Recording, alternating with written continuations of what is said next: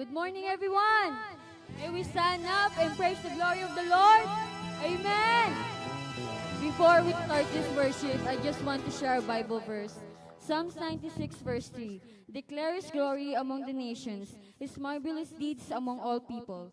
This verse says to us that we should proclaim God's greatness and works, not just in private worship, but to the whole world. Amen? We should declare God's glory by singing, shouting that He is good and He is good. Amen? Amen. Amen? Start to worship!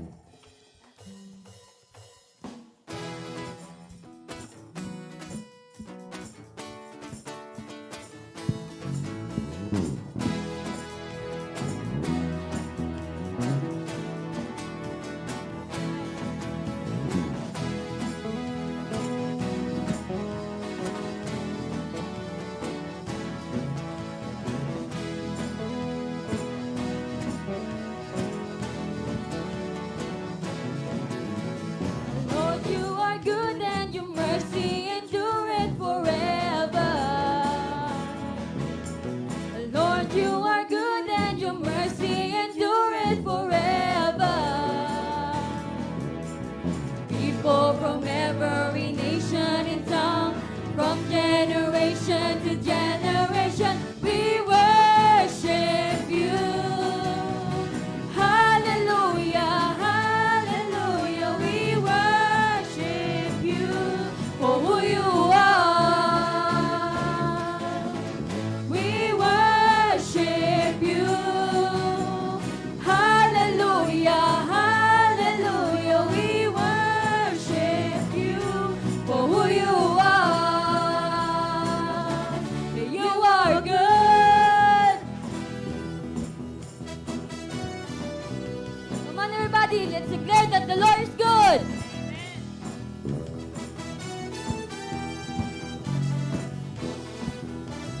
Lord, you are good and your mercy endureth forever. Lord, you are good and your mercy endureth forever.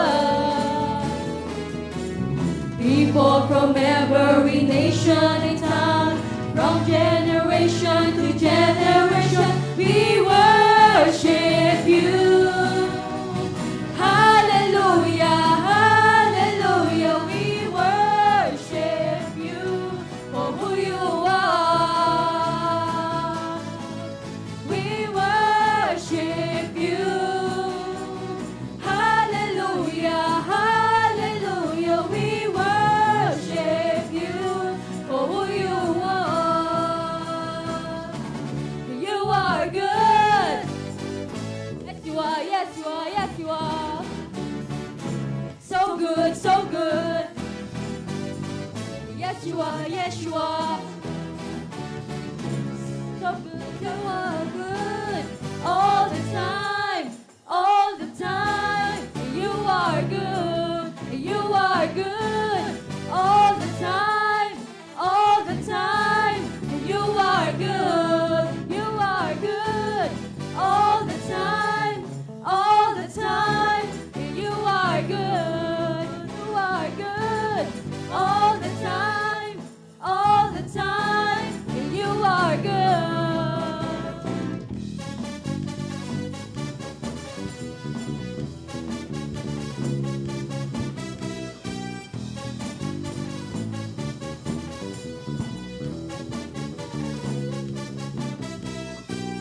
You are good and your mercy endureth forever. Lord, you are good and your mercy endureth forever. Lord, you are good and your mercy endureth forever. Lord, you are good and your mercy endureth forever. People from every nation and tongue, from generation to generation, we worship you. Hallelujah, hallelujah, we worship you for who you are.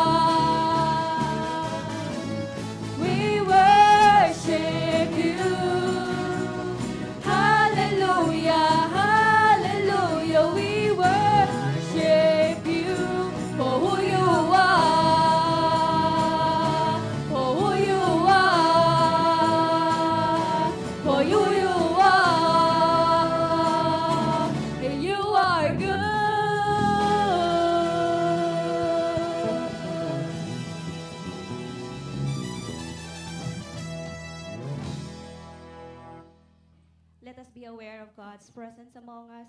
Let us pray. Heavenly Father, we come before you today, Lord, with our hearts full of adoration, with our hearts full of praises, and our hearts full of thanksgiving.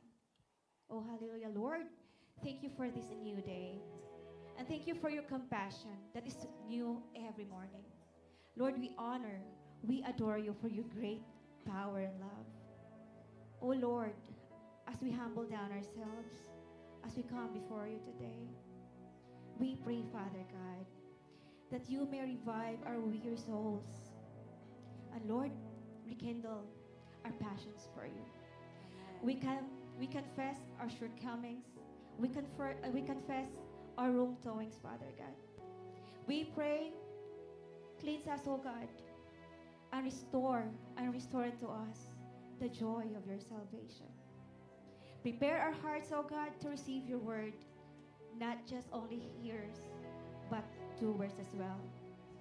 Father God, I pray for the praise and worship team, for the technical team. Bless and anoint them. Father God, may our worship not just only a song. Let it be a sincere reflection of our hearts that is longing for you. Lord, feel your presence all the corners of this church. And Heavenly Father, we pray for your messenger for today. Bless and anoint Sister Marinda. Use her mightily, Father God, as an instrument to speak your truth.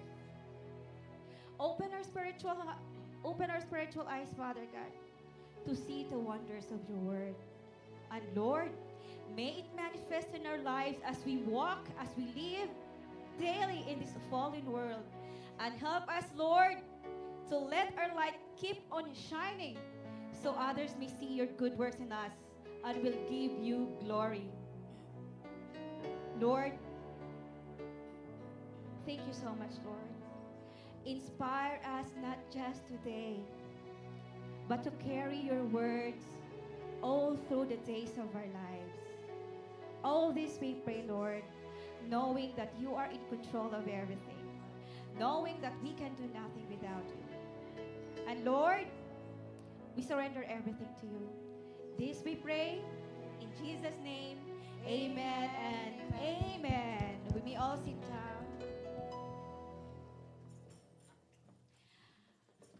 Good morning and welcome to our Sunday service today. And I'm glad we're gathered here once again, joining us together. And also in person, both in person and those who are watching online, have a blessed Sunday, everyone. So, how are you? How's life going on? Well, of course, in bad times and in good times, God has been so good. God has been so faithful. We have no reason we cannot give thanks. We do not have any reasons to not give our praises to God. So, just a quick reminder for announcement for our for our weekly activities for LOTN. So every Monday, we have our intercessory prayer at 6:30 p.m. Our regular Bible study also here at the church every 7 p.m. And every Friday, we have our Kids God's Little Lamb Bible study, as well as we have the fellowship of our young ambassadors for Jesus at 6:30 p.m. also here at LOTN Church. And of course, every Sunday, our regular Sunday service, every 10 a.m. here also at LOTN Church. We also have every other Sunday, so it's just twice a month, our outreach fellowship with the elderly at the Sweetgrass Elderly Home. So I guess it would be next Sunday, Pastora. We don't have our outreach today, right?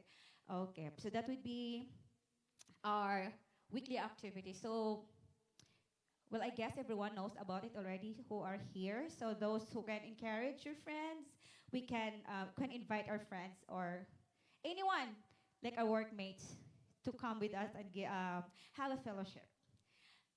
So now as we come towards the time for testimony, let us always remember this. Our testimony is not just a personal story. It's the story of God's faithfulness. So let's prepare our hearts. Let us hear a testimony. And anyone who feel the lead to share their testimony, you can come forward to the microphone. Anyone? So if there's no one who will give their testimony, okay, let's welcome Tatay.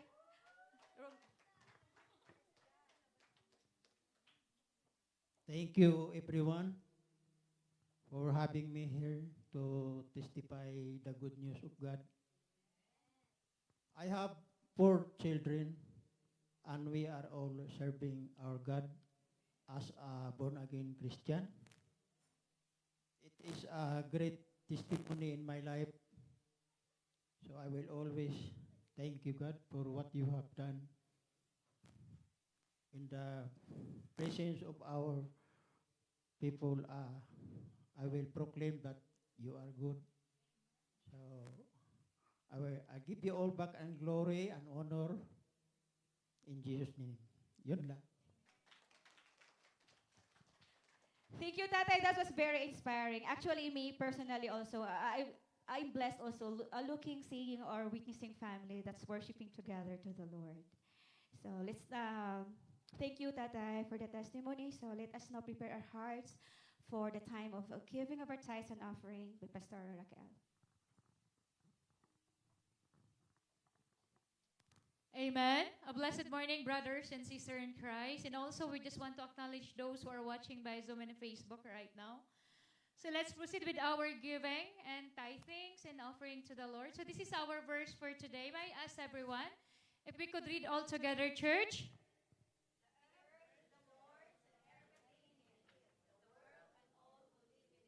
Sa Tagalog?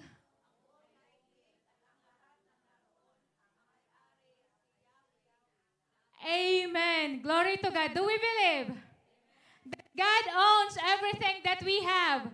Amen. So this is just a simple analogy. Number one, we all heard many times that giving is an act of worship. Why worship? Because when you worship the Lord, it reflects your heart, a heart full of what? Love. A heart full of what? Reverence. A heart full of what? Thanksgiving.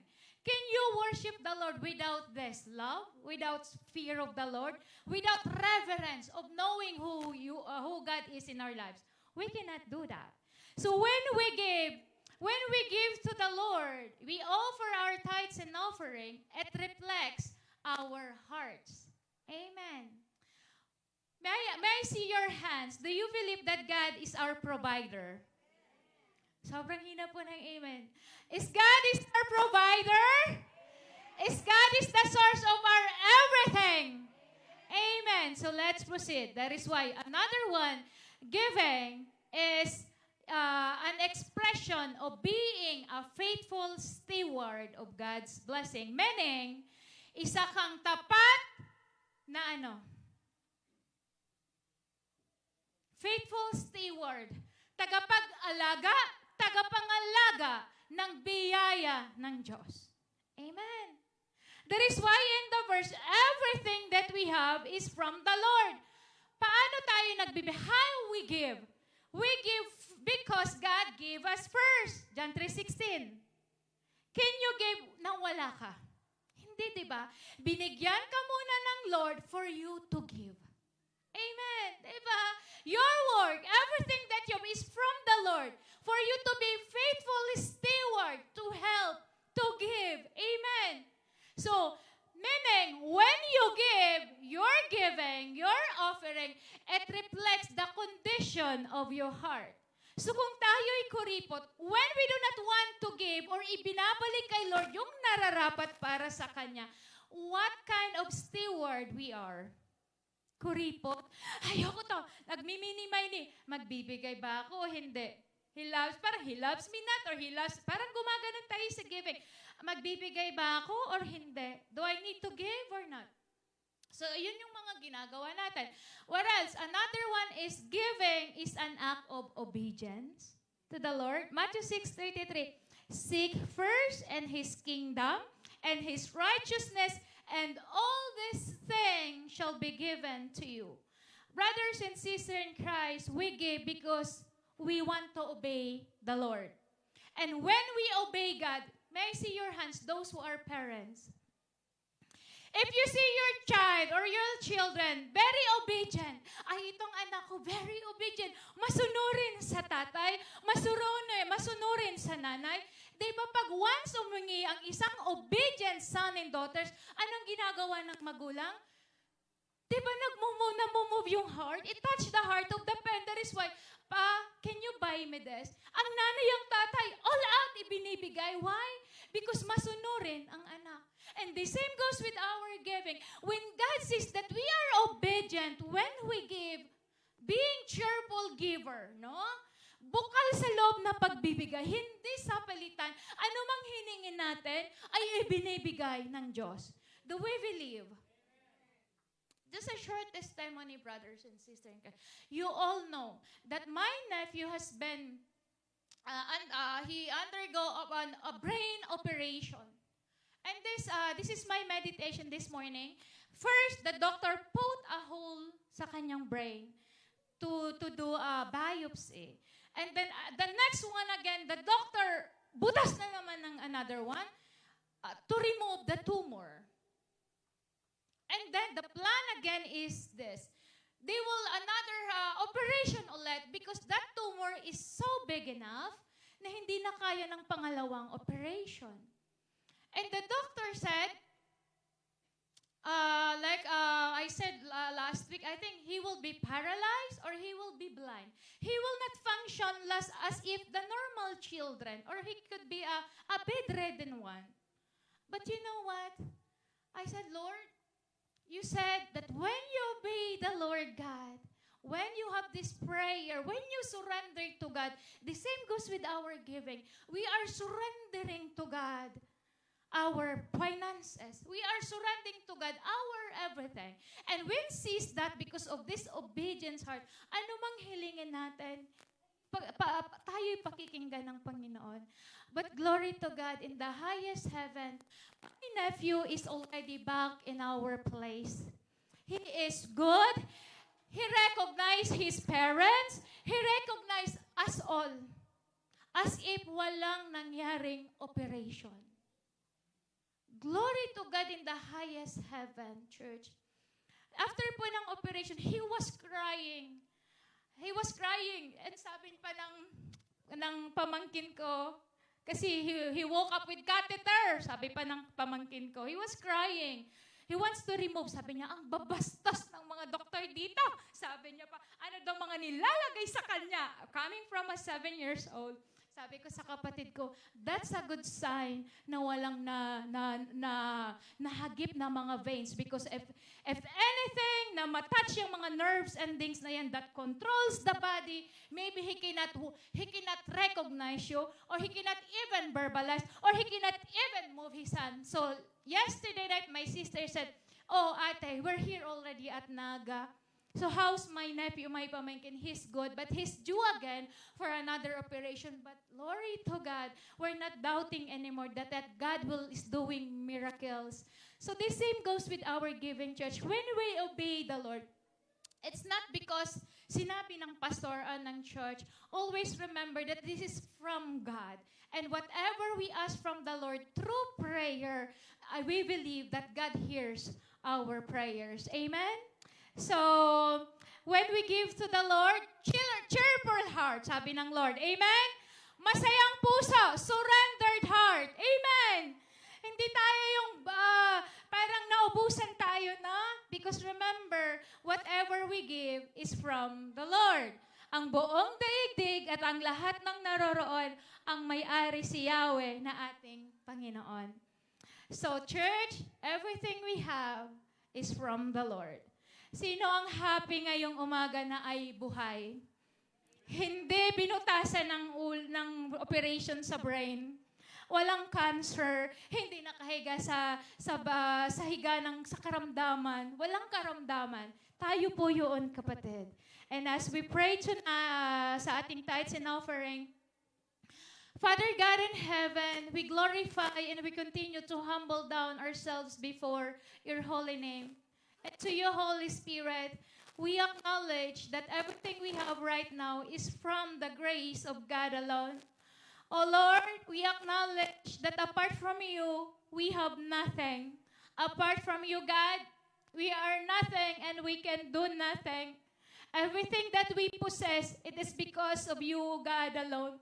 That is why, oh Lord, as we give to you our offerings, oh Jesus, may you help our hearts to be an obedient, a faithful steward as an act of our worship and love to you, O God. Knowing and believing that everything we need, every prayers that we utter, you will hear us from heaven. Oh, hallelujah. Father God in heaven, may you humble ourselves before you, our heart before you, to be a blessing to the others. That is why, Lord God, those people, this church, that continuously giving to support the expansion of your kingdom, may you return all those tithes and offerings that they are sharing to this church, oh God. Bless them, the works of their hand, oh God, Lord. Umagos nawa ang pagpapala mo sa mga taong ito, oh Diyos, na mas madami pa po silang matulungan, mabigyan ng mga pagpapala mo. Oh, hallelujah, God. We thank you, Jesus Christ of Nazareth, and we honor you. We give back to you all the highest infinite glory and adoration and thanksgiving in Jesus' mighty name. Amen and amen. Hallelujah.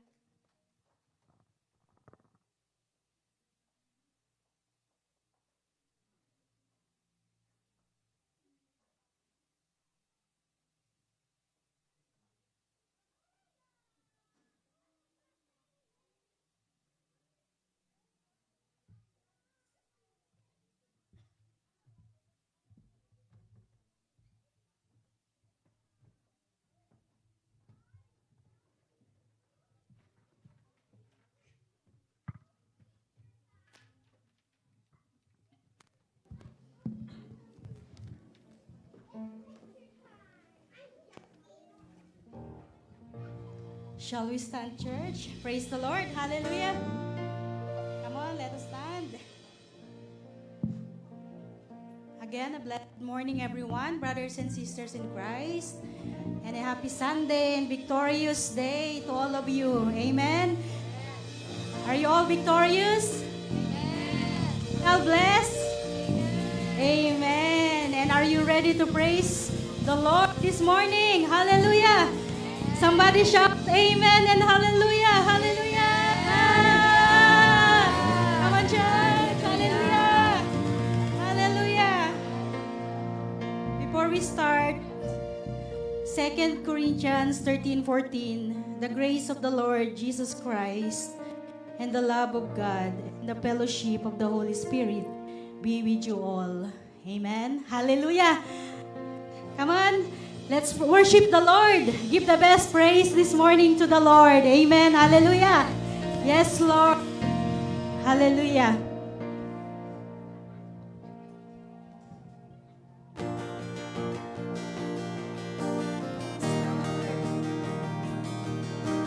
Let's clap our hands to the Lord. Amen. Hallelujah.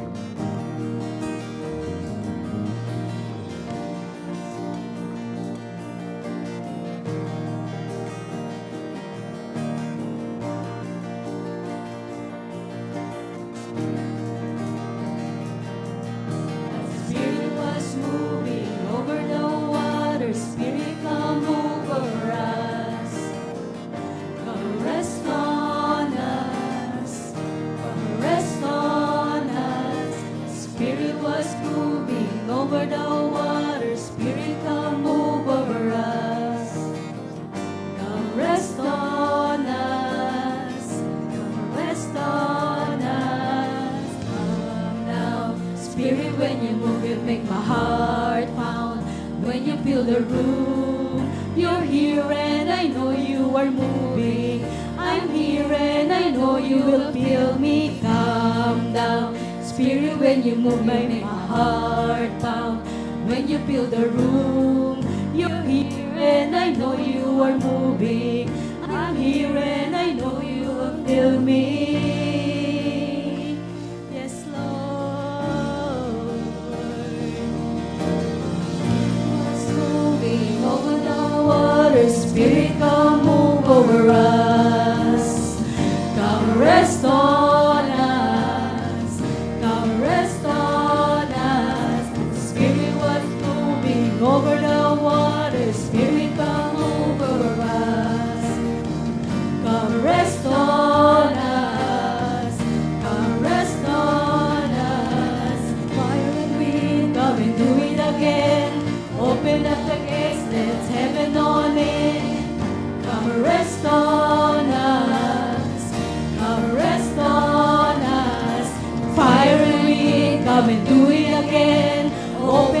against it, heaven on it. Come rest on us. Come rest on us. So come down, Spirit, when you move, they make a heart pound. When you feel the room, you're here and I know you are moving. I'm here and I know you will feel me. Come down, Spirit, when you move, it make my heart pound. When you feel the room, you're here and I know you are moving. I'm here and I know you will feel me. Yes, Lord, come fill this room, Lord. Holy Spirit, yes, Lord. Holy Spirit, come rest on us. You're all we want, yes, Lord. You're all we want. Holy Spirit, come rest on us. You're all we want. You're all we want. Holy Spirit, come rest on us. You're all we want. You're all we want. Holy Spirit, come rest on us. You're all we want. You're all we want. Holy Spirit, come rest on us. You're all we want. You're all we want. Holy Spirit. Holy Spirit, come rest on us. You're all we want. You're all we want. Come down, Spirit, when you move, you make my heart pound. When you feel the room, you're here and I know you are moving. I'm here and I know you will feel me, so calm down. Spirit, when you move, it make my heart pound. When you feel the room, you're here and I know you are moving. I'm here and I know you will feel me, calm down. Spirit, when you move, it make my heart pound. When you feel the room, you're here and I know you are moving. I'm here and I know you will feel me, calm down. Spirit, when you move, you make my heart pound. When you feel the room, you're here and I know you are moving.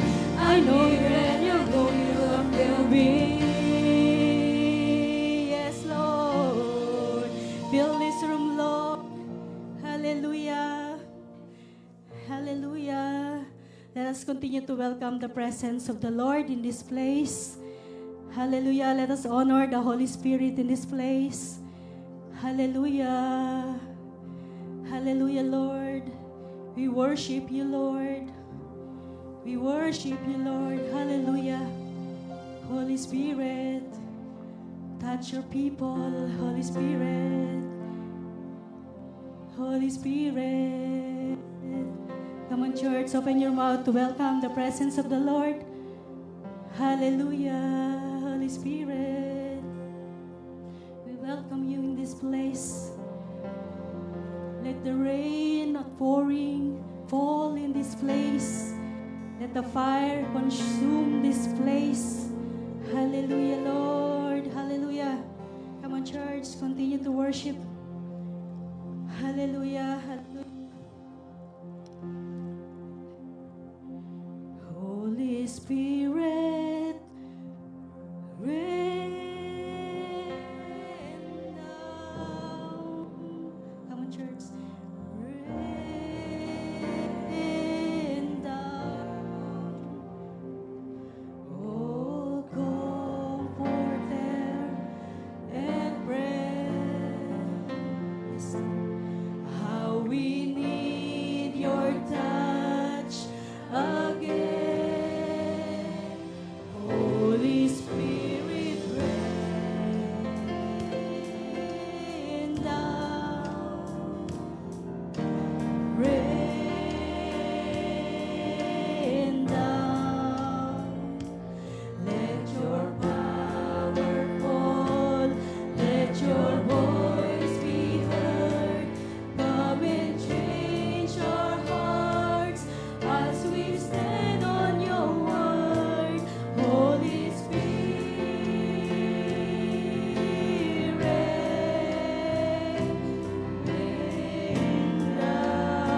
Holy Spirit, Holy Spirit, rain down, rain down. Oh, Comforter and friend, how we need your touch again. Holy Spirit, rain down, rain down. Let your power fall, let your voice be heard.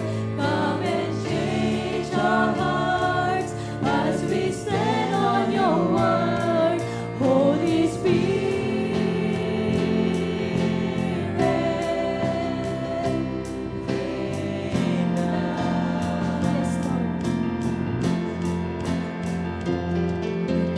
No eye has seen, no ear has heard, no mind can know what God has in store. So open up heaven, open it wide over your church and over our lives. Holy Spirit, rain down. Holy Spirit, Holy Spirit, rain down, rain down. Oh, Comforter and friend, how we need your presence again. Holy Spirit, rain down, rain down. Let your power fall, let your voice be heard. Come and change our hearts as we stand on your words. Holy Spirit,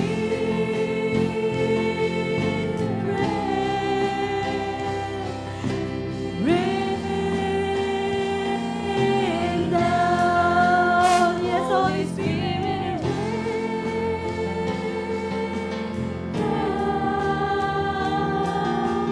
rain down. Oh, Comforter and friend, how we need your touch again. Holy Spirit, rain down, rain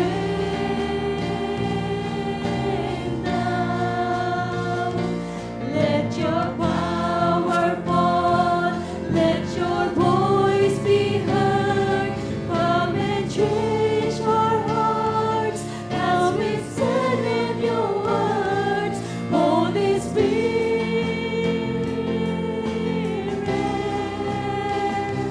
rain down. Holy Spirit, rain. Holy Spirit, rain down, rain down. Oh, Comforter and friend, how we need your touch again. Holy Spirit, rain down, rain down. Let your power fall, let your voice be heard. Come and change our hearts as we stand on your word. Holy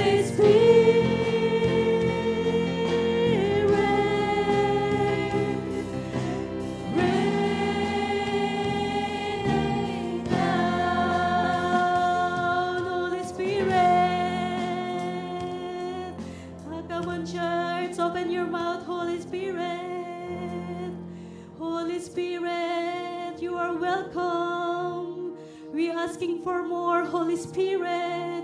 We desire more and more for you, Holy Spirit. Hallelujah. Hallelujah. Yes, Lord. Fall like rain in this place, Lord. Hallelujah. Yes, Lord.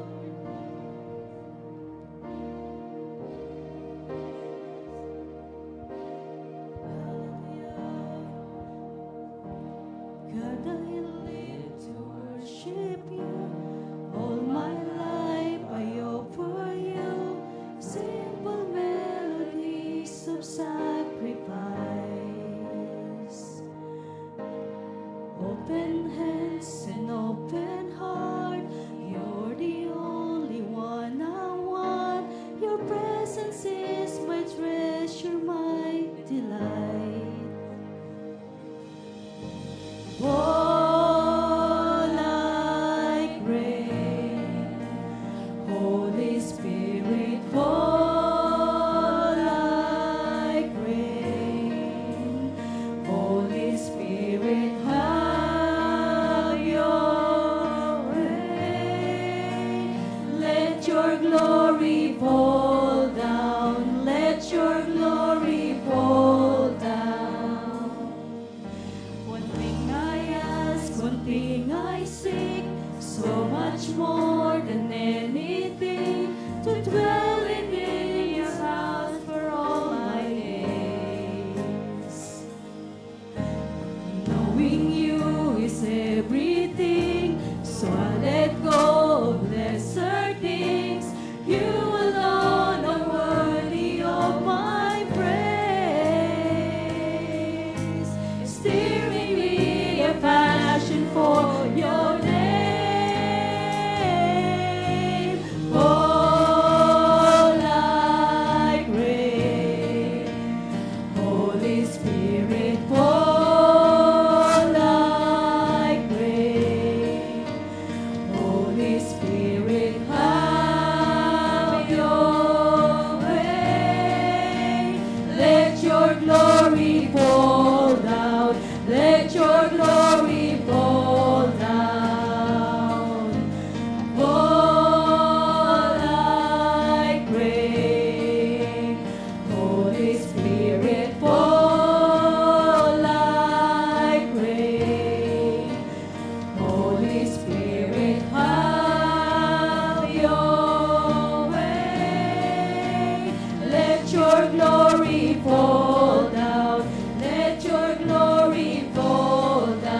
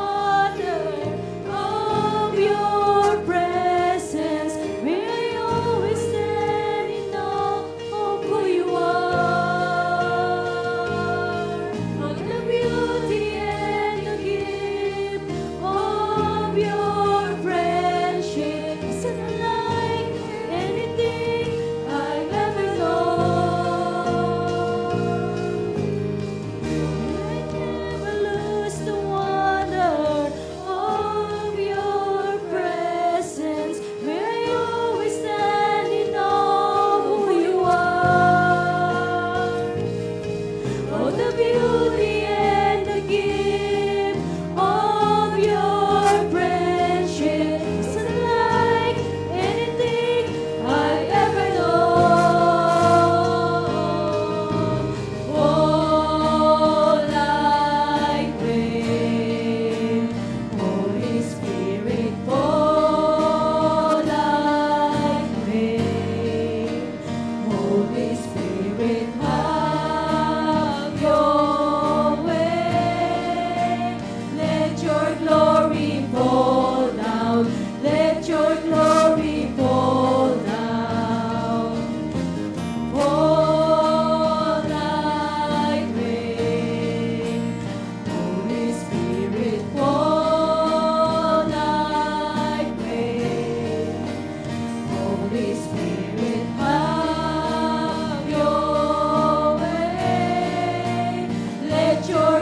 glory fall down. Let your glory fall down. May I never lose the wonder of your presence. May I always stand in awe of who you are. Oh, the beauty and the gift of your presence is unlike anything I've ever known. Yes, Lord, come on, church. Let's open the May I never lose the wonder of your presence. May I always stand in awe of who you are. Yes, Lord. Oh, the beauty and the gift of your friendship is unlike anything I've ever known. Fall like rain, Holy Spirit, fall like rain.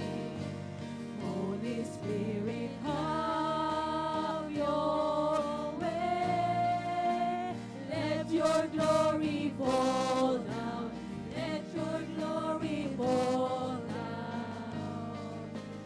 Fall like rain. Yes, Lord. Holy Spirit, fall like rain. Holy Spirit, have your way. Let your glory fall down. Let your glory fall down.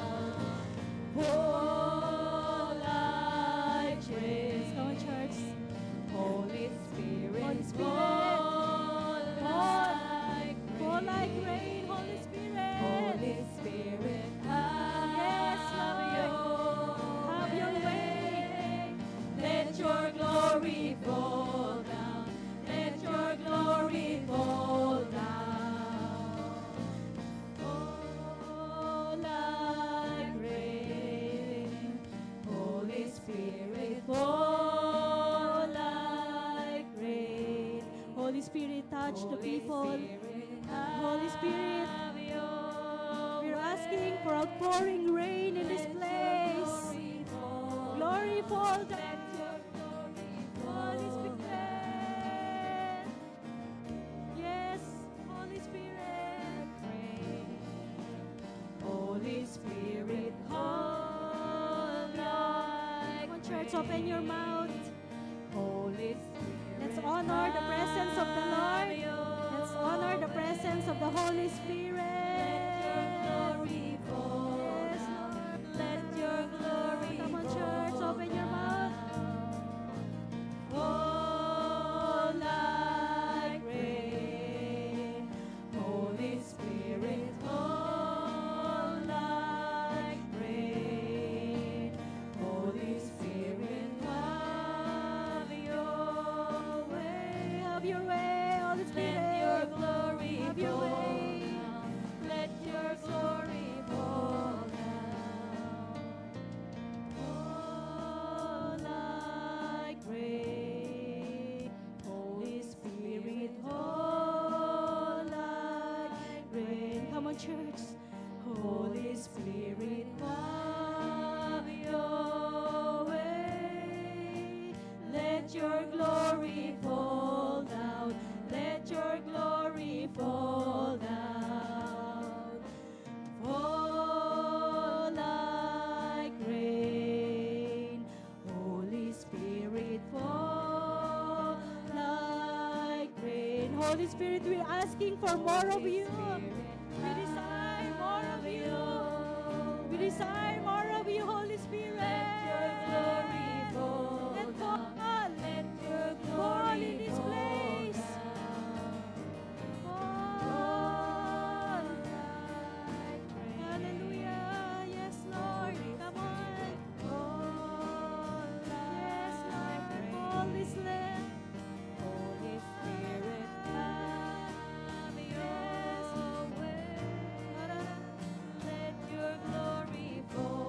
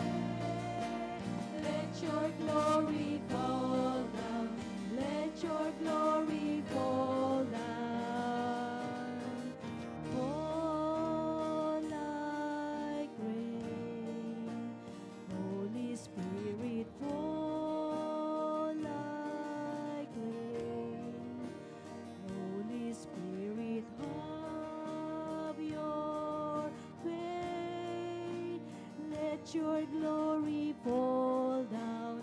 Let your glory fall down. Fall like rain. Holy Spirit, fall like rain. Holy Spirit, have your way.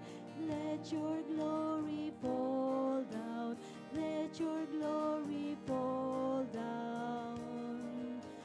Fall like rain. Can I hear the congregation?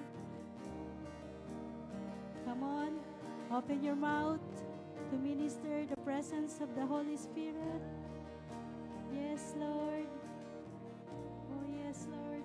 Let your glory fall down. Let your glory fall down. Fall like rain. Holy Spirit, fall like rain. Holy Spirit, have your way.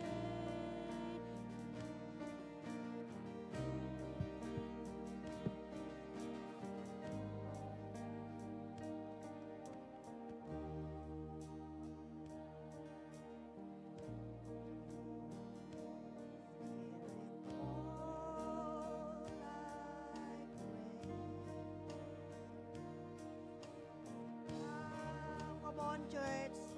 Let us continue to praise the Lord. Hallelujah. Lord, let your glory fall. One more time. Like rain. Spirit, fall like rain. Spirit, have your way. Fall down, let your glory fall down.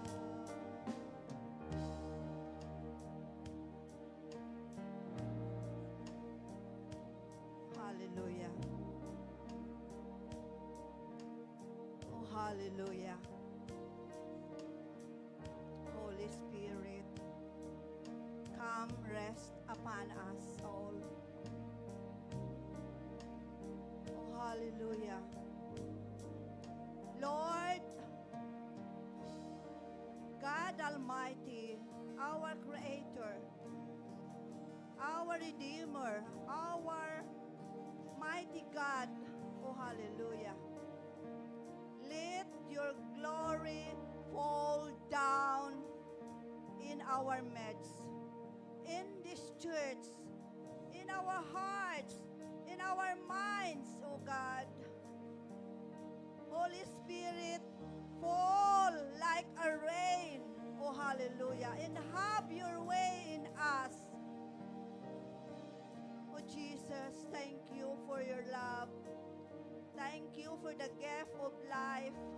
Thank you for the gift of worship. Truly, Lord, all nations, all tribes, all tongues from generation to generation will come to worship you with all of our hearts.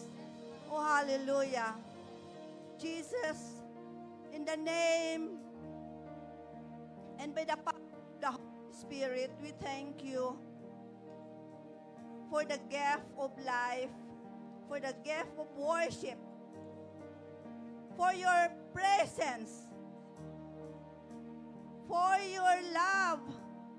And we pray, Lord, that as we continue to have fellowship with you, Lord, saturate this place with your holy presence. Saturate this place with your holy presence, O God. For you alone are our God who redeem us. And you are worthy to be praised. Hallelujah. Thank you, Lord, for your saving grace. Hallelujah. Thank you, Lord. Thank you, Lord. In Jesus' name, amen. Hallelujah. Let us all give a clap of praise to our Almighty God. Hallelujah. Praise God.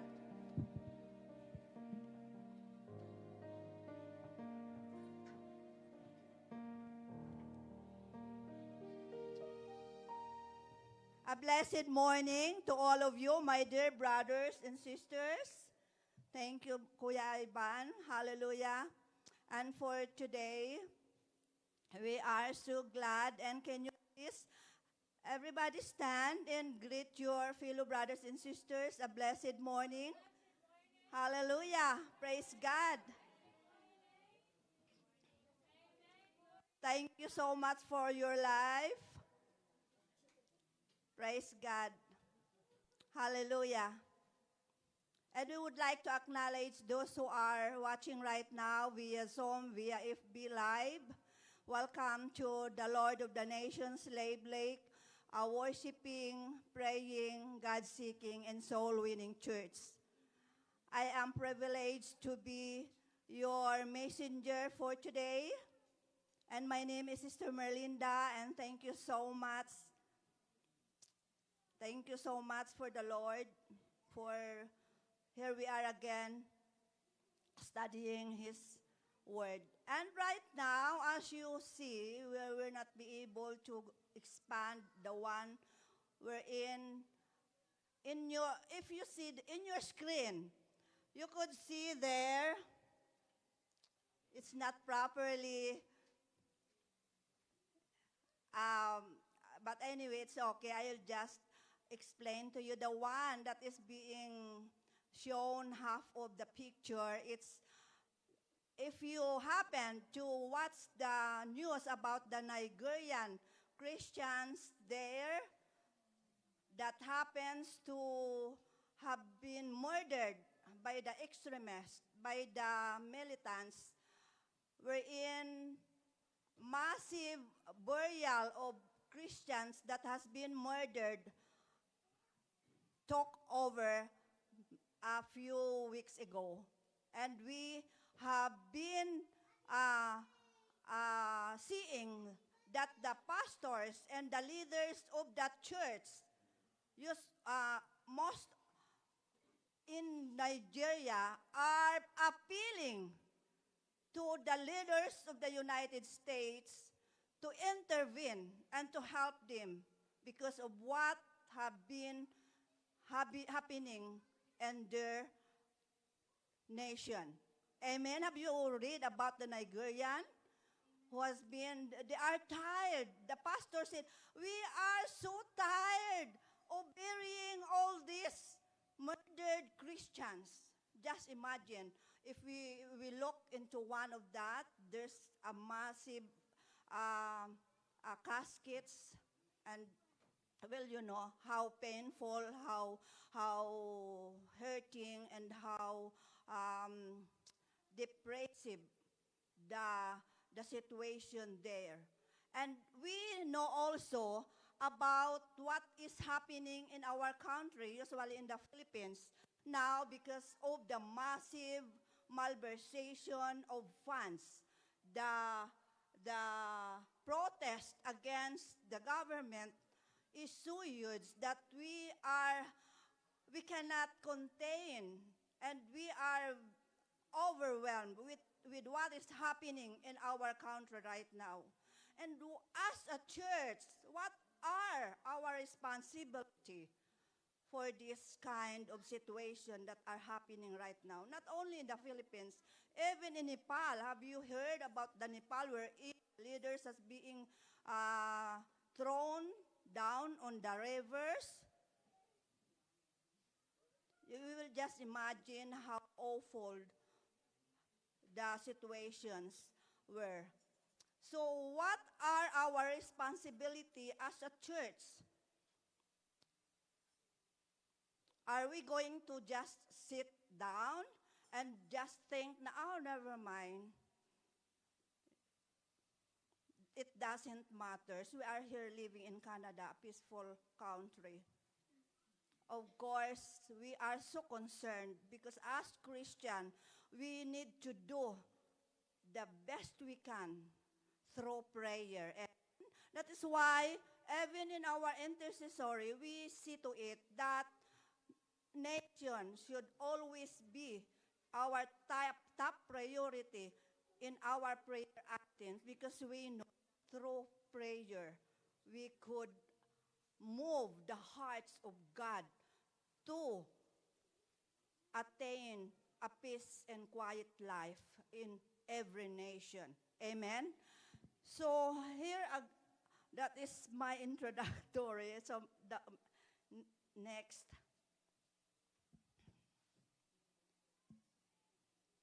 So our learning objectives for today,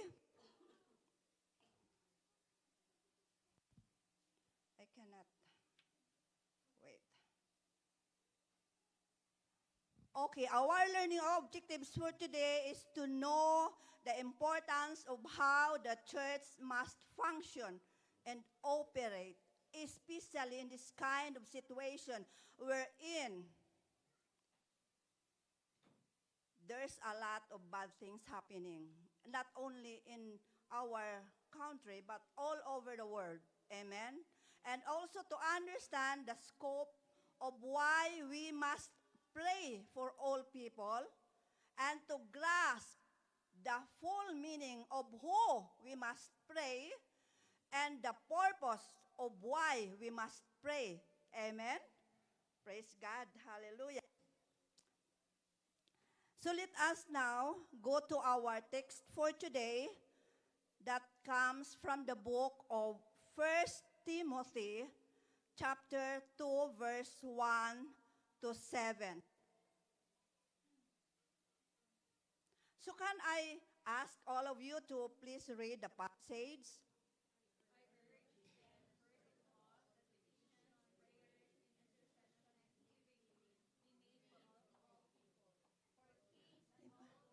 Ang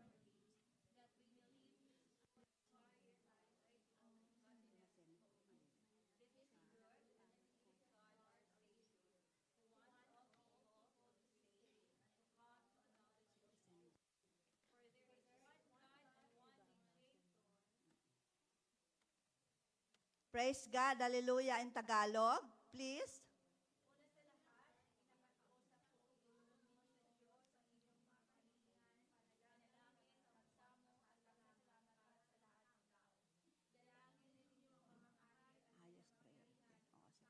Sabihin mo kaya. Mag-ano muna, introduction.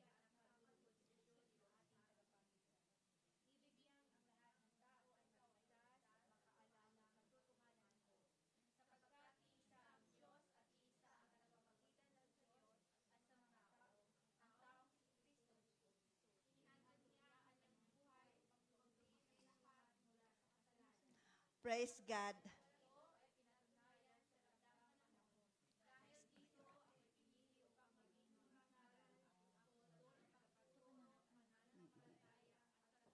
So na-change na.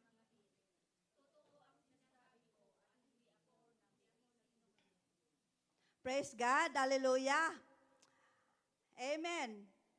Ulitin ko ha. Una sa lahat, sabi dito, in Tagalog, Sister Brother Stacy, I know that you have read already the English because I want to emphasize something here. Una sa lahat, ipinapakiusap kong idulog ninyo sa Diyos ang inyong mga kahilingan, panalangin, pagsamo at pasasalamat para sa lahat ng tao. Praise God. This is what God wants us to do. To bring and to offer up prayer for all people. Sabi pa nga dito, idalangin din ninyo ang mga hari at may kapangyarihan. Hallelujah. Upang tayo'y makapamuhay ng matahimik, mapayapa, makadiyos at marangal. Amen. Sister Hannah, is everything okay? Okay. Thank you so much. Praise God. And sabi pa po dito, ito ang mabuti at nakalulugod sa Diyos na ating tagapagligtas. Ibig niya ang lahat ng tao ay maligtas at makaalam ng katotohanan ito sapagkat iisa ang Diyos at iisa ang tagapamagitan ng Diyos. Only one God and one man. Only one man is the mediator, Jesus Christ. Amen? Inihandog niya ang kanyang buhay upang tubusin ang lahat mula sa kasalanan. Ang katotohanan ito ay pinatunayan sa takdang panahon. Dahil dito ako'y pinili upang maging mangangaral, apostol, at tagapagturo ng pananampalataya at katotohanan para sa mga hintel. Totoo ang sinasabi ko at hindi ako nagsisinungaling. Ito po yung salita ng Panginoon. Let us all pray. Father God, thank you so much, O God. We acknowledge that you are our Almighty Creator. Your word is strong, Lord. Your word is you, Lord. Oh, hallelujah. And we pray, Lord, that as we meditate your word, as we study your word, and as we hear your word, Lord, give us the delight, the cheerfulness, and the opening of our eyes and ears of your word, that we will live that word, our life, in our everyday life. Hallelujah. That is why, Lord, thank you for your message today.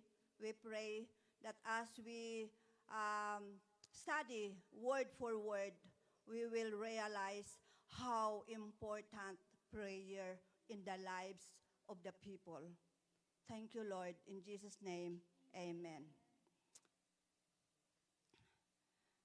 So our passage today emphasizes that prayer is the top priority for the church and its public worship. The text begins with, first of all, indicating that making supplications, prayer, intercession, and thanksgiving for all people, especially those in authority, is the most important task of the church. Amen? In 1 Timothy,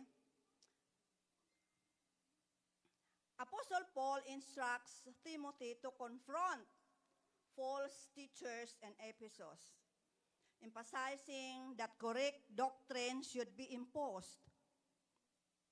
He tells Timothy to rebuke and correct strange teachings and false doctrines that differ from the gospel of Christ. We know for a fact that Timothy was the son of faith of Apostle Paul.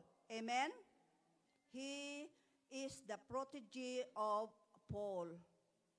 And Paul wants Timothy to give some guidance, to give some instructions of how the church should function, how the church must operate, for there's a lot of doctrines and false teachings that are going on in the church of Ephesus. Hallelujah.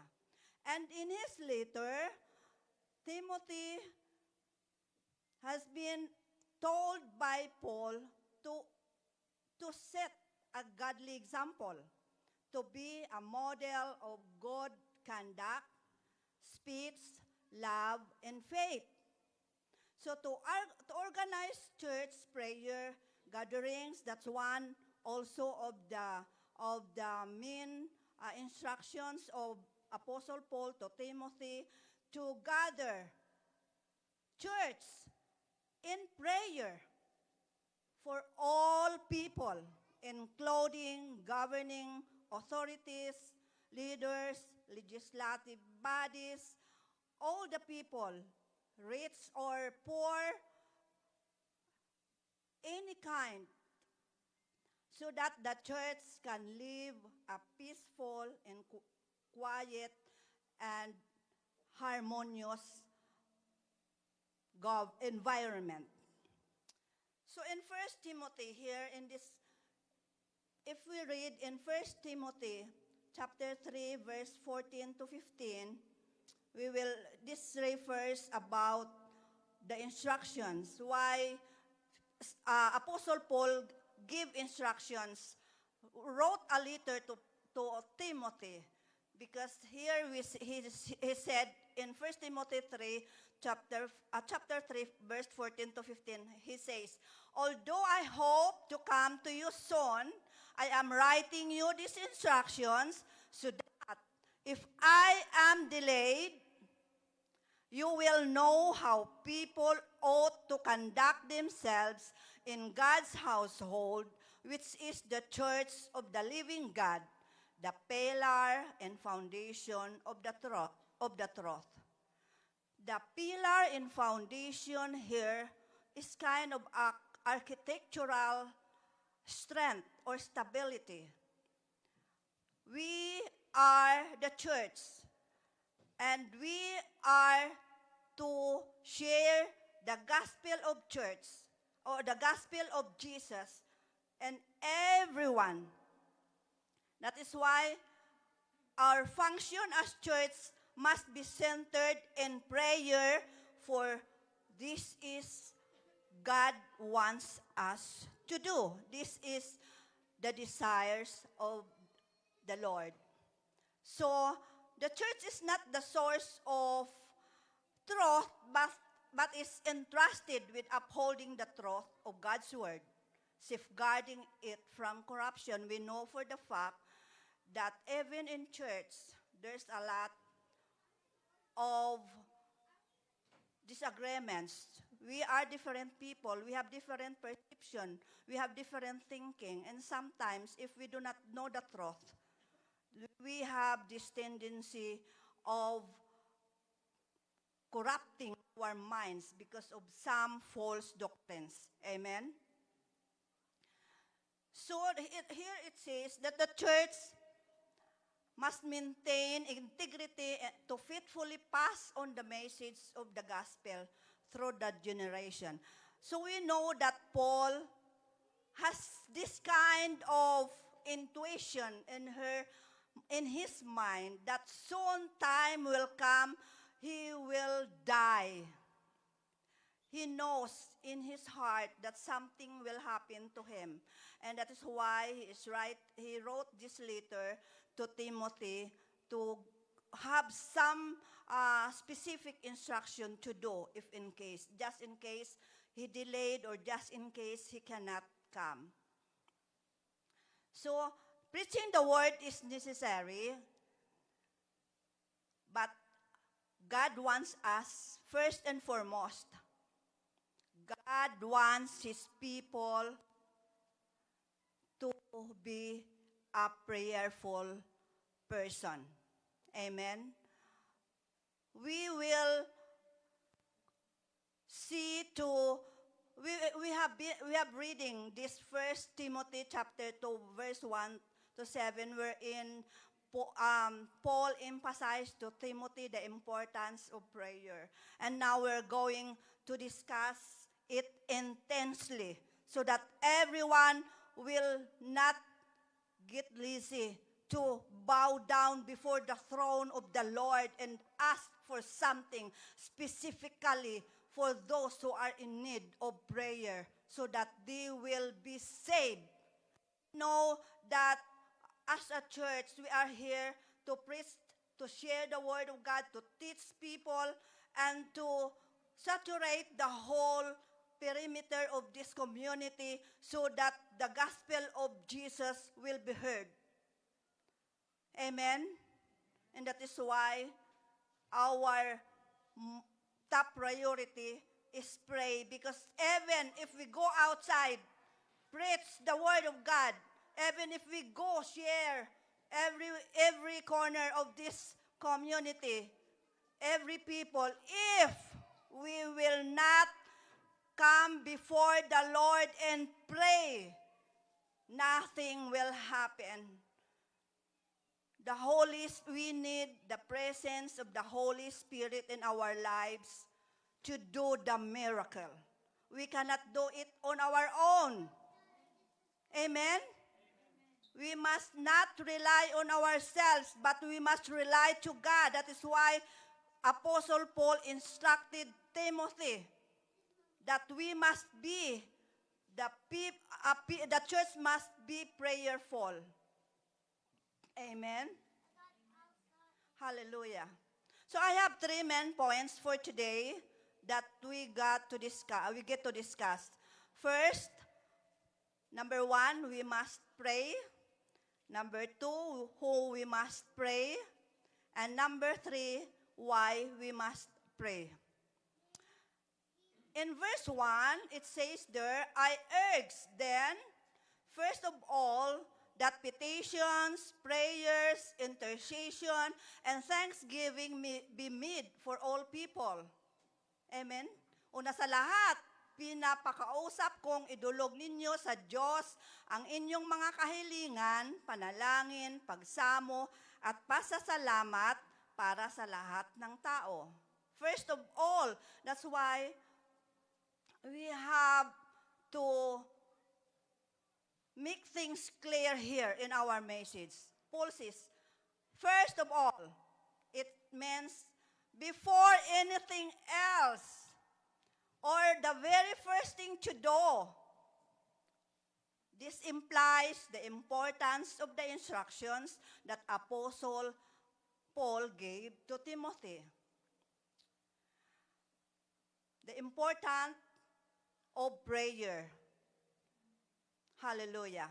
And he says, I urge, meaning I strongly advise or persuade. I am persuading you. I am telling you right now, very important that you have to do this in the church. So that means he is persuading us in church to be a prayerful person. Oh, hallelujah. So we must pray because God wants us to pray. God asked us to pray because He wants to commune with us. Imagine, God wants to commune with us. How could He commune with us if we will not come to Him? Amen. Hallelujah. We seek God in prayer to comfort us in our suffering. Right now, we are having some problems, not only personally, but even in everyone has encountered some of difficulties in life, and we have to ask God for that. We cannot do it alone. We cannot solve it on our own, but we need the divine intervention of God in our suffering. Amen. We must bring offerings of prayer to God the Father in the name of Jesus and by the power of the Holy Spirit. Amen. We ask God things. We ask Him all things, and we trust Him. That is why we come to Him.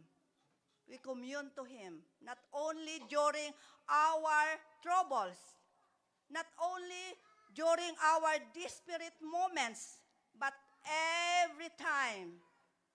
Hallelujah. So let us dig deeper. prayer is what is this called prayer, supplication, intercession, and thanksgiving means. So in number one, petition or supplication, I would like just to elaborate. It is a humble appeal, urgent plea or earnest request or desire for a specific need. We ask God for help in difficult situation, praying for protection or asking for wisdom. If you learn about the story of Hannah, Hannah is the mother of prophet Samuel. Remember, Hannah is one of the wives of Elkanah, the servant of God. And because Hannah was barren, cannot bear a child, and she was always being provoked by Peninnah, the other wife of Elkanah, because he cannot bear a child. He come to the Lord with sorrow and ask for help. Lord, I want a child. See, in that moment, while she was praying in the church, the priest who was assigned there was having this thinking. Now, why is it that she is murmuring something like that, and is she drunk or something? So he thought that Hannah was not in his own in a sound mind, but he doesn't know that Hannah was praying so intensely with her whole heart about his desire to have a child. And he even promised God that, Lord, if you give me son, if you give me a chance to bear a child, I will offer him to you. And what happened? That's the example of prayer. You have to ask God wholeheartedly, with faith, with belief that anything will happen, that anything you ask for will come to pass. And truly enough, her prayer was answered. And her commitment to offer Samuel to the Lord. And you know what happened?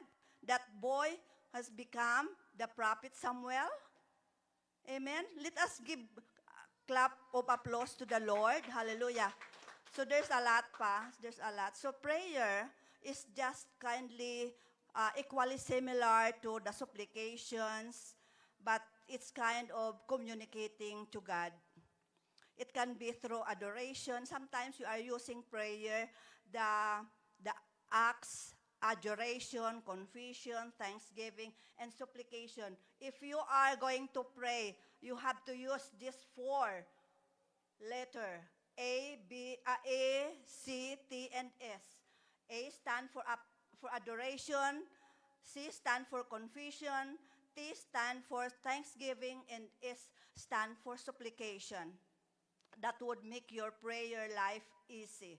And the rest, the Holy Spirit will guide you on how to pray more and more, with more desire, with fire, like our pastor, who are devoted in prayer. Hallelujah. So letter C, intercession, is a prayer made on behalf of others. In Luke 23:34, Jesus' prayer on the cross, what did Jesus said on the cross while he was hung there? Lord, forgive them, for they not know what they do. Have you heard that one?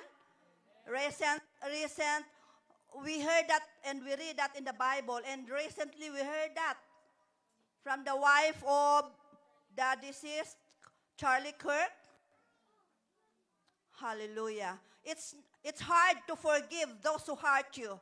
But if God intervene, nothing is impossible. Amen? And in Acts 12:5, the early church praying for Peter's release. Imagine on the Acts wherein they were being imprisoned there, and while they are worshiping, praying prayer, they worship God, and the miracle happens wherein the gate were opened. Have you read about that? And they got it resulted to a miraculous escape. That's kind of prayer that we need to apply in our lives. Hallelujah. So in Thanksgiving also, it's kind in Thessalonians, 1 Thessalonians 5:18, it says, "Give thanks in all circumstances, for this is the will of God in Christ Jesus for you." We are supposed to give thanks to the Lord all the time. Why? Because God created us in His image. We are so special. That's what Brother Oni preached the last time he was here standing preaching the Word of God. Because we are created in the image of God, we are specially made in the image of God. We are special to God. We have to give thanks for the blessings, for the trials, for the difficulties, because it gives us perseverance, gives us endurance, strength, that whatever may come, more, bigger challenges in life, God has prepared us to do, and we have to give thanks to that. Amen? All of you suffered, right? But when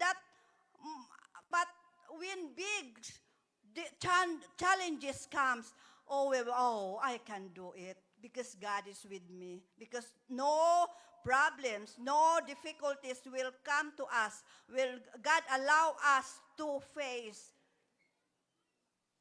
He knows that we will overcome it. Hindi tayo bibigyan ng Panginoon ng malaking na mga problema sa buhay na hindi natin kayang mapagtagumpayan. Amen? Let us all give clap of praise to the Lord. So questions, my dear brothers and sisters, as a Christian, are you a praying person?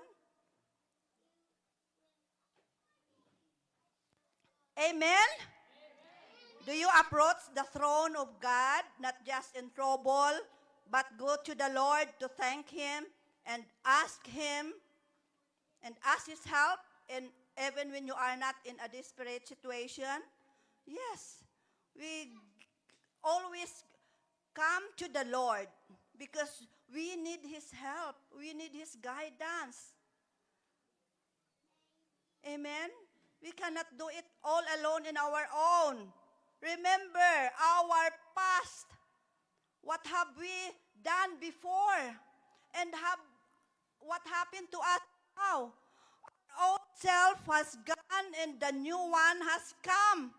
Just remember how God changed us, how God transformed us, how God renewed us.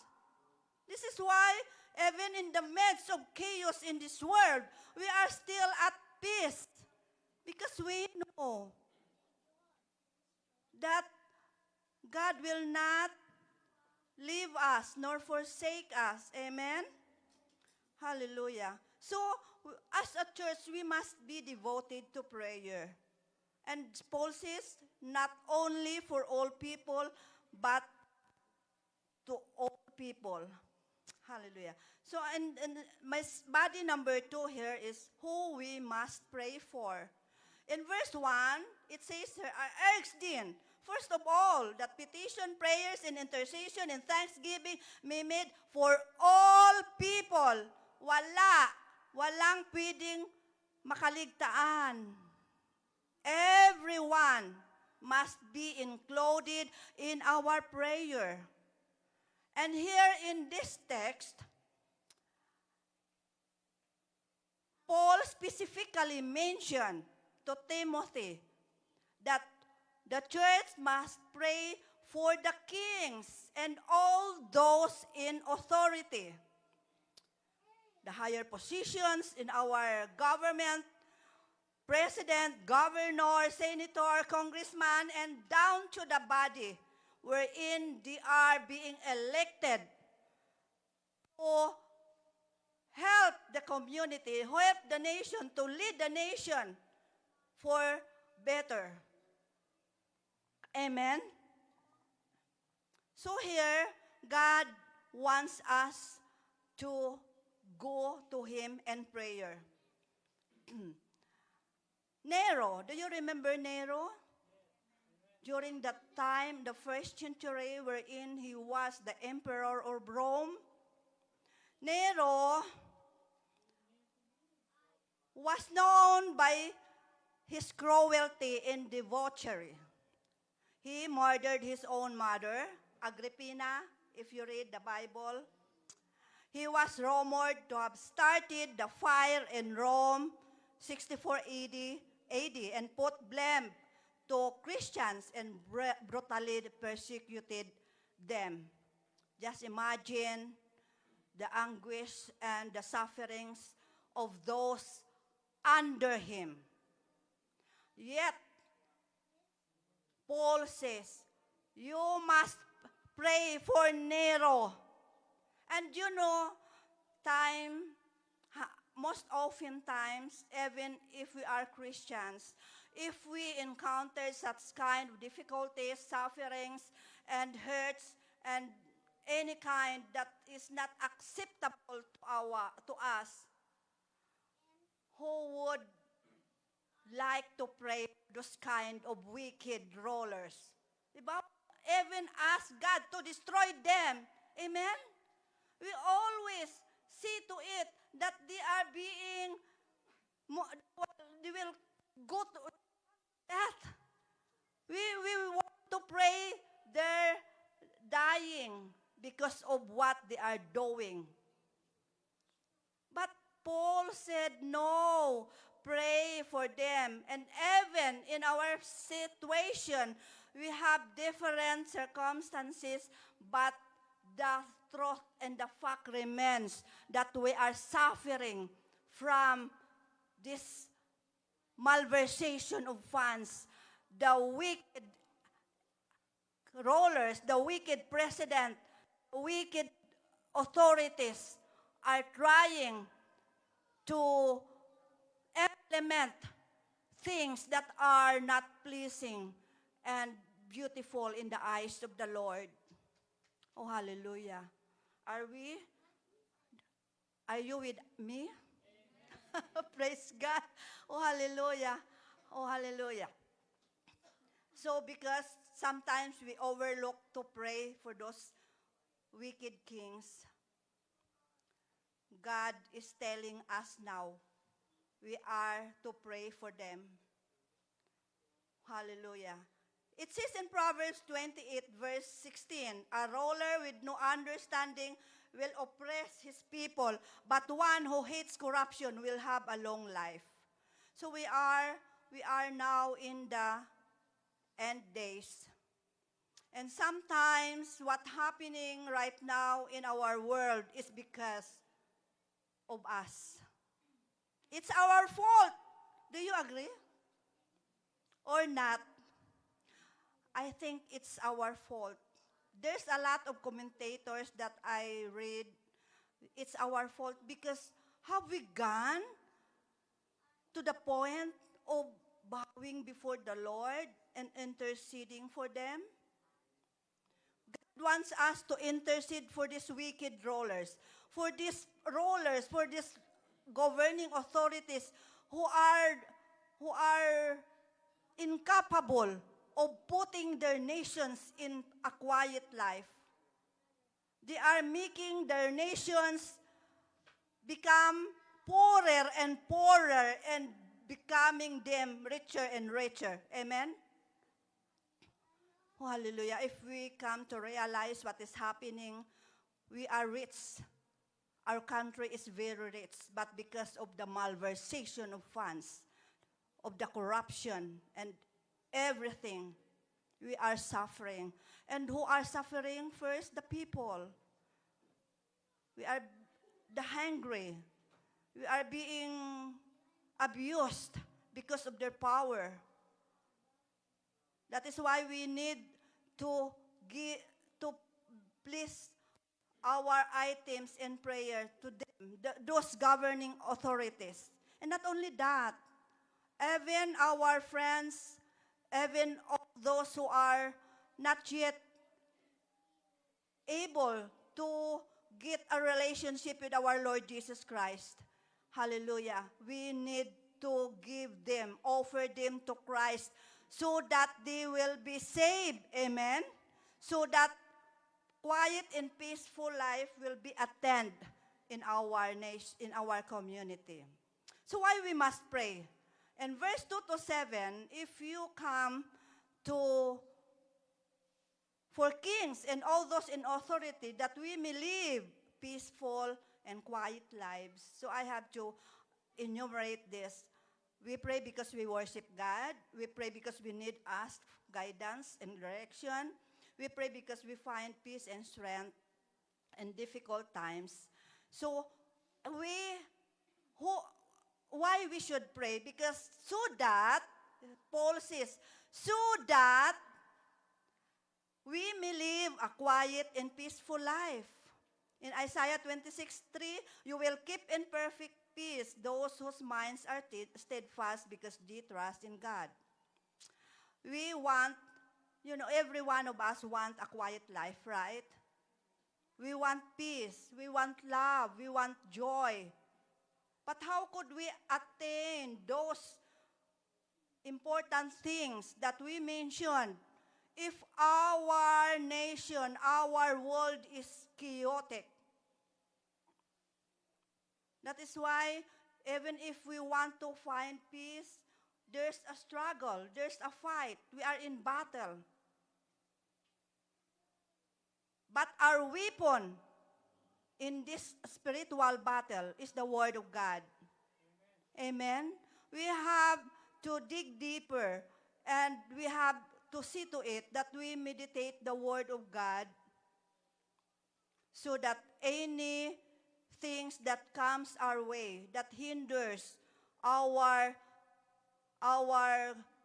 preaching the Word of God, our sharing the Word of God, that all may live in peace. If all those people, all those who are doing bad things will get to know Lord Jesus Christ as their Lord and Savior. Amen? And later, we always have to intercede for them. Yes, we fight. We fight a good fight in prayer. We don't have to revenge. What we're going to do is fight in prayer. And God is willing to hear those petitions and supplications. And He loves us, people of church, people of God, praying with one another. So why should we pray? So that we may live in holiness and godliness. As I stated earlier, Paul instructed Timothy to live, to set an example, to live with a good conduct and holy. That means that we may live in holiness and godliness through proper conduct, attitudes, and of course, through transformation of our old self to new self. That is why before we are not holy, and now we are trying to be holy because God is holy. He wants us to be holy, and He wants us to live our life in the fullest, because He wants us to live in a righteous way of living. So, why should we pray? Because it pleases God. It says here in verse 3, this is good and it is pleasing in the sight of God our Savior. In Proverbs 15 verse 8, the Lord detests the sacrifice of the wicked, but the prayer of the upright pleases Him. Hallelujah. So this is the highlight that we must pray, because the church could easily saturate the place wherein we could preach the gospel, share the word of God, if our nation, if our authorities knows God. We find peace, not like the Nigerian country, the Nigeria wherein they are suffering. And if correct me if I'm wrong, sometimes the government parang nabingi-bingihan. They are blinded and they are not trying to help those Christians to eliminate those extremists from killing those believers. And it is sad to note, we need prayer for them. We need to intercede for them because that is what God wants. He wants all people to be saved. God desires all people to be saved. In John 3:16, for God so loved the world that he gave his one and only Son, that whoever believes in him shall not perish but have eternal life. So see, God loves us so much. And Jesus comes to redeem us as a ransom for many. Just imagine, we are sinners, and God wants, we are separated from God. We are sinners. Nobody comes to the Father except through Jesus. So Jesus is the only mediator, and we got to believe in him. Because it says here, but to all who did receive him, who believe in his name, he gave the right to become children of God. That just imagine if all will receive Jesus Christ as his Savior, what would be the situation of our nation, of the world? What a quiet and peaceful life. Amen. And there's nothing we can do but to pray for them.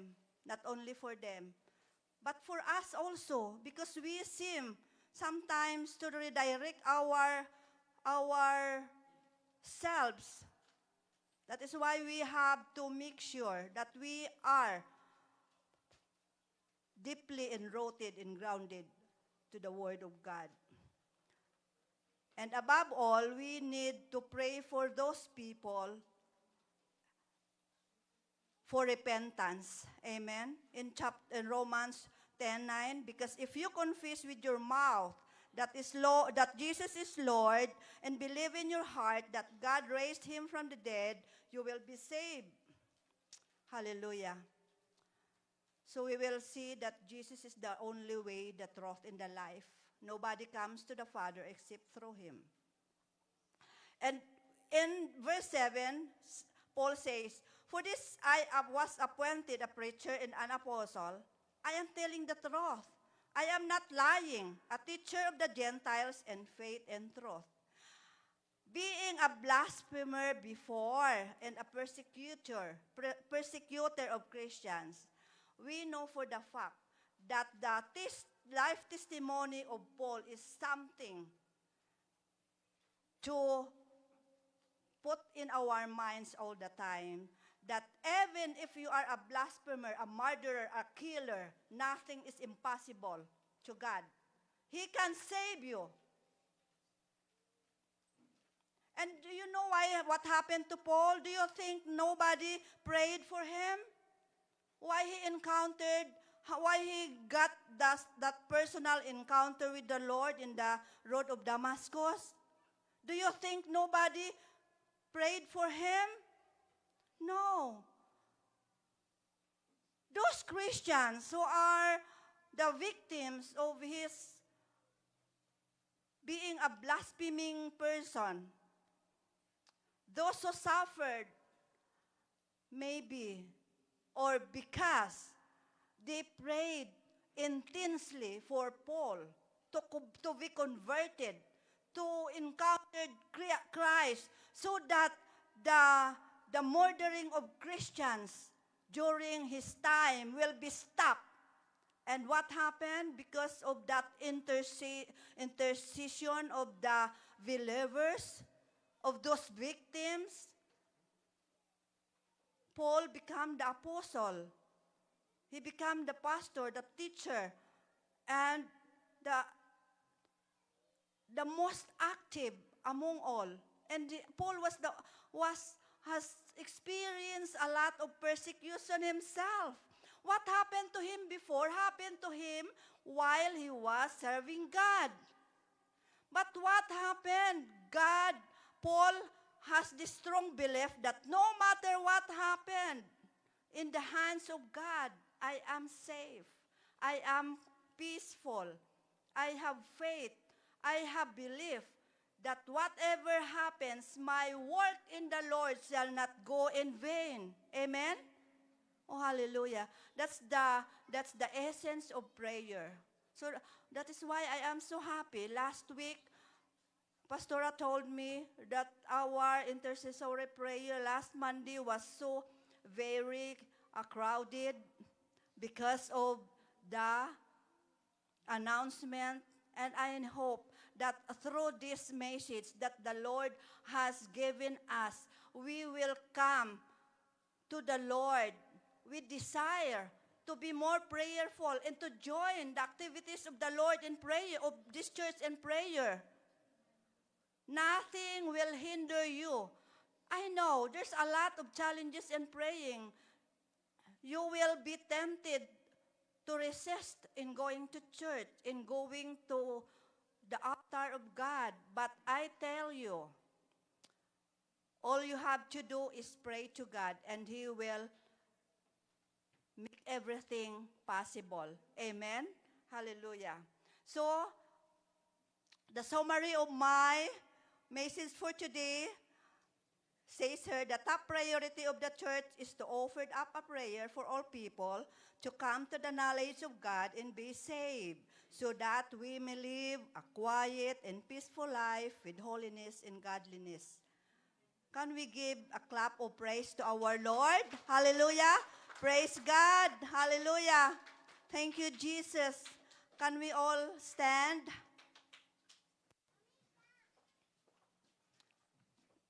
Hallelujah. Oh, hallelujah. Hallelujah. Hallelujah. Oh, hallelujah. Father God in heaven, in the name of your Son, Jesus Christ, and by the power of your Holy Spirit, we give you praise. We honor you. We exalt you, Lord. And we give you thanks. For today is the day that you have made, wherein you emphasize the importance of a praying church. Oh Lord, hallelujah. Lord, thank you for your message today. Thank you that you have touched the hearts of those who heard your voice, who heard your message. And we pray, Lord, that we will continue to come to you, to bow down to you, because you said in your word that if your people will come to you and repent from their sins and turn away from their wickedness, you are a righteous God and forgive them, and you will heal the land of your people and make them prosper. Lord, we pray, Lord, that you will touch the hearts of your people to be more prayerful, to be more active in obeying, and be delightful in your command to pray, intercede,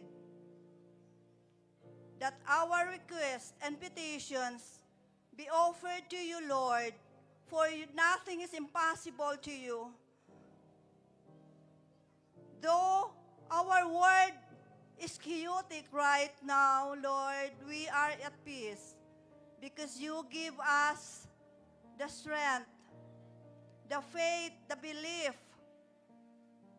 that you will never leave us nor forsake us, O God. Lord, we pray to continue pray for our president, for our nations, that whatever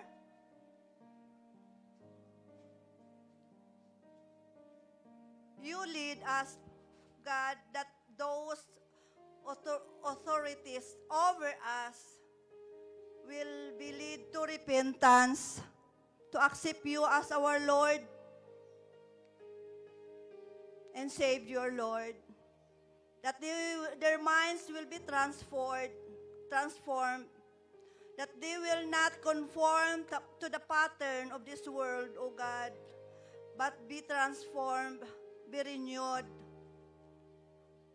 For that is what you desire, the people, for all people to be saved. Lord, thank you that prayer, supplication, thanksgiving, and intercession is the top priority in our lives and in our church. And we will continue tonight as one to pray in spirit and in truth that we have God who will continue to guide us and direct us to be holy,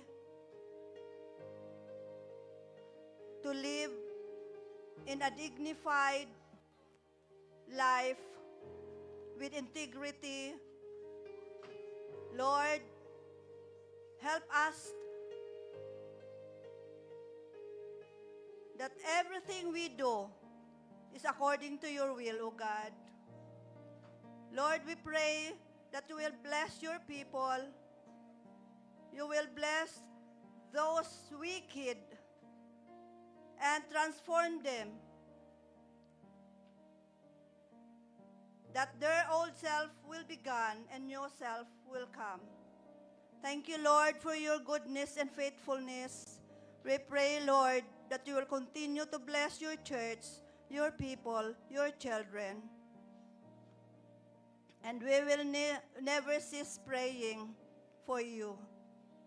Lord, thank you for today, O God, for the gift of life, for the gift of prayer, for the gift of devoted servant of God, O God. Hallelujah. Thank you, Lord. All this we ask in Jesus' name. Amen. Let us all give clap to the Lord. Hallelujah. And to all our brothers and sisters who are watching right now, may the message of the Lord continue to dwell in your hearts, and may the message will always prevail all the days of your lives, of our lives. To God be the glory forever and ever. Thank you, Lord.